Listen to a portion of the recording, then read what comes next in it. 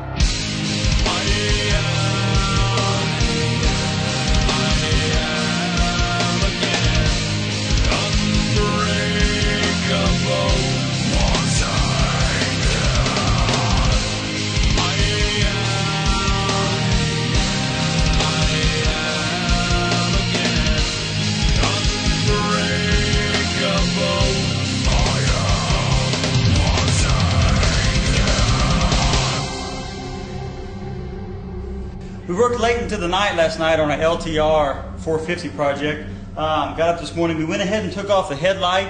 You're not supposed to have glass at the motocross races, so we went ahead and took that off, and you can get a little better view there of the Elka dampener.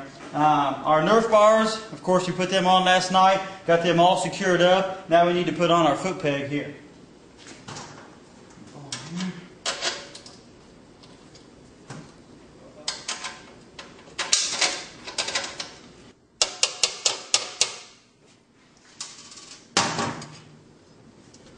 Sometimes these pegs require a little bit of muscle to get them around, get them in there.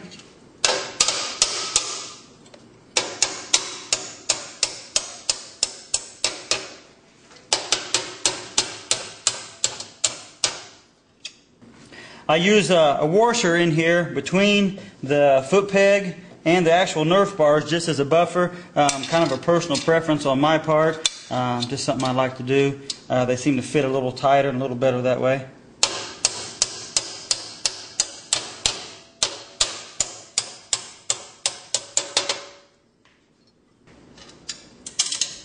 Put on another washer and lock nuts on the outside here. I do like the use of the lock nuts. That way your pegs are less likely to come loose. That completes our Nerf bars. Nerf bars are secure. Foot pegs are secure. Looking good. Great looking Nerf bars. A lot of protection there. I'm really impressed by their design. Alright, now we're going to put on some ultra awesome Primus graphics here. We wipe down the plastic, a little bit of soap and water and a little bit of alcohol to remove any excess oil or residue so we can get them to adhere to the plastic really well. We're going to mist this just a little bit so we can move the graphic around and get it right where we want it. Back here.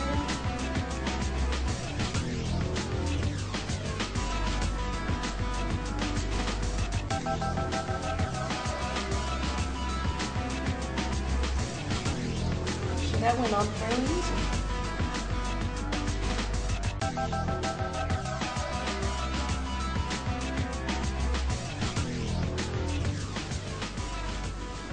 If you ever do get an air bubble caught right in the center of something and you don't want to peel the whole graphic back off, you can take a razor blade and just put a little slit in it and then work out the air bubble.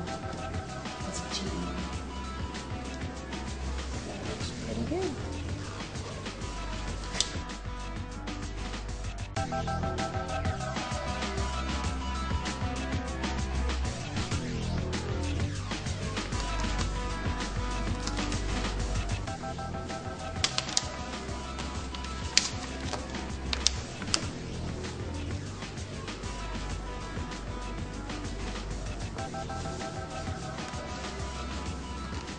There you go.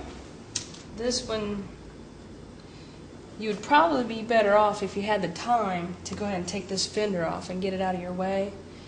But we're getting ready to leave for the race, so we're just going to go ahead and make it happen and work around the fender.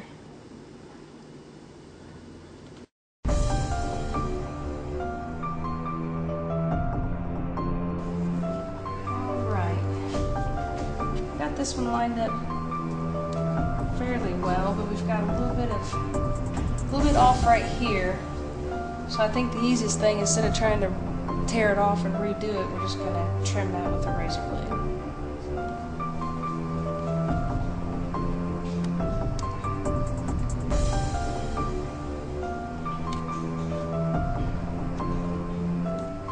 There we go. Have to do.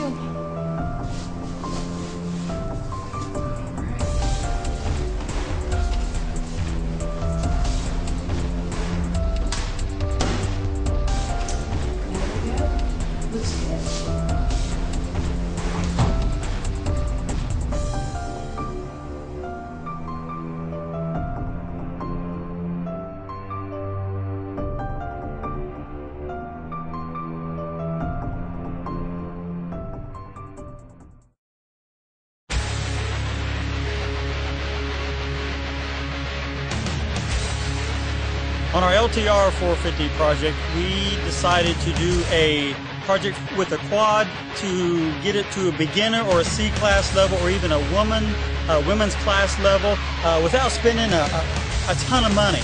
We tried to do things economical, but make it handle good, make it ease the fatigue of the rider, and be reliable at the same time.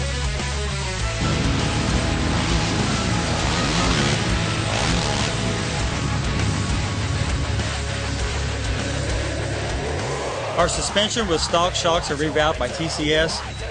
They were set up to be plush and ease the fatigue of the rider. These TCS shocks, they soaked up things pretty good, especially the front. I really like those. And granted, they are stock, they're not long travel, but to the whoops, they done real well. The rear didn't want to pack and wheelie all the time, didn't bottom with me.